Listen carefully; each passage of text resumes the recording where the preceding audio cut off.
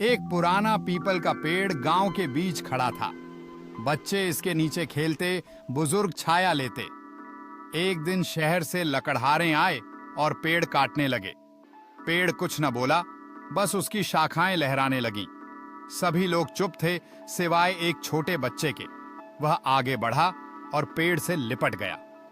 यह हमारा दोस्त है, आप इसे नहीं काट सकते, बच्चा चिल्लाया। उसके आंसू पेड़ की जड़ों में गिरे। लकड़हारे रुक गए। लोग इकट्ठा हुए। बच्चे की बात दिल को लगी।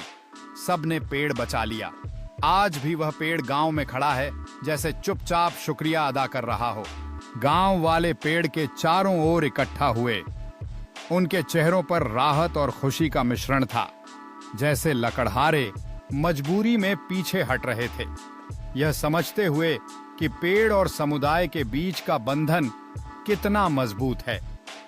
गांव का एक दृश्य जिसमें विशाल पीपल का पेड़ गांव के दिल में खड़ा है।